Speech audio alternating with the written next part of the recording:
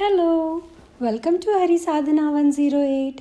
Today I will be starting chapter 23, Soma's Departure, Part 1. A quick recap. Soma told Anasuya that in her previous birth she was one of Mata's closest maid. Anasuya was stunned to know. Moving on, Anasuya narrates.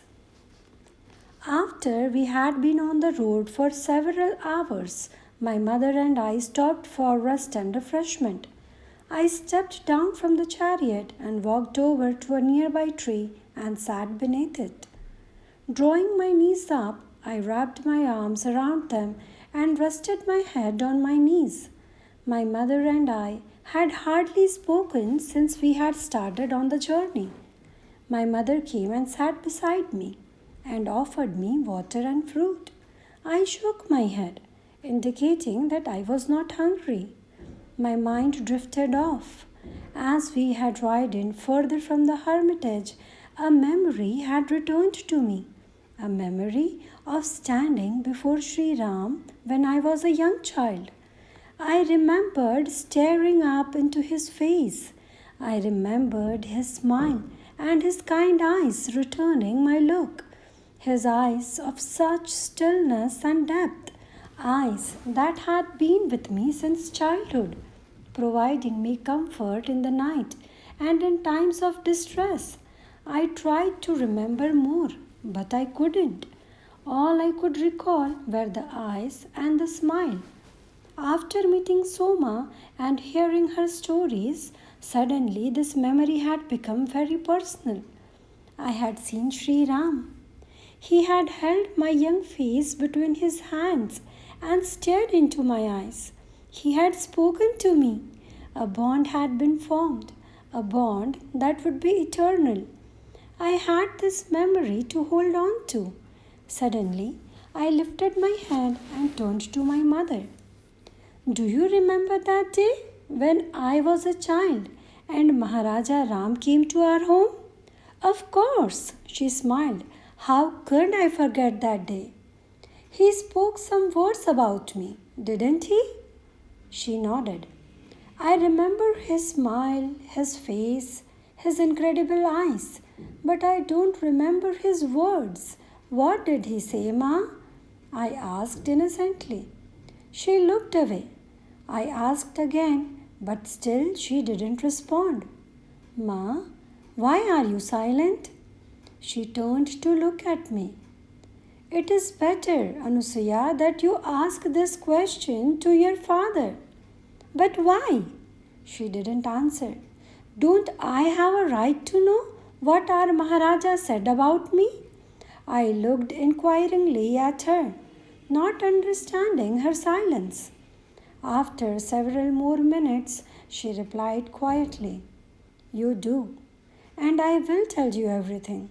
She turned her face away and closed her eyes as she spoke, as if to recapture that day. I was standing in the doorway while our Maharaja was discussing some administrative matter with your father.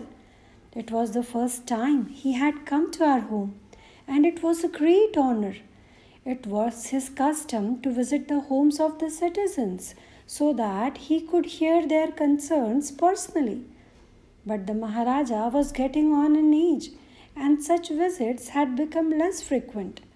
I could not restrain myself from trying to come close to our Maharaja, whom we so loved and revered. And thus I stood in the doorway, hoping your father would not mind. You were curious, peering into the room, holding on to my leg, half hiding your face within the folds of my clothing. Suddenly our Maharaja noticed you, and in such a sweet voice invited us to come forward. My heart pounded at the thought that I could approach him. Your father introduced us. He inquired about you, and your father said that you were our youngest child and only daughter. Shri Ram asked you to come closer. Shyly, you inched forward until you stood before him. Your father explained how, whenever we passed the palace, When you were very young, you would point to the palace and call out, Mata. One time you even escaped his arms and ran to the palace, saying you wanted to see Mata. When he caught and restrained you, you wept. Maharaja Ram smiled. Then, holding your face between his hands, he looked deeply into your eyes. His smile broadened, and he said quietly, almost to himself, She was one of the servants who came with Sita from Mithila. She didn't live to see our return.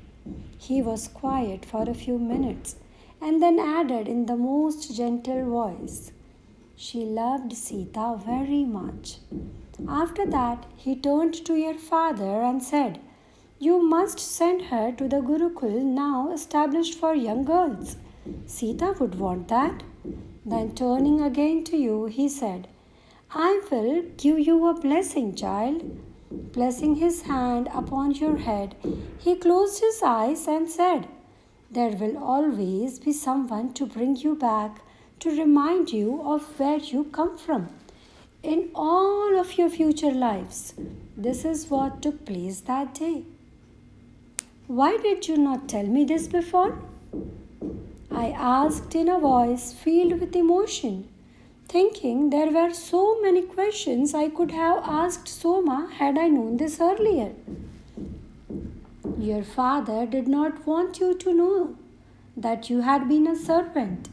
He did not want you to think of yourself in this way. He saw that you had a tendency towards this. Jai Shri Ram.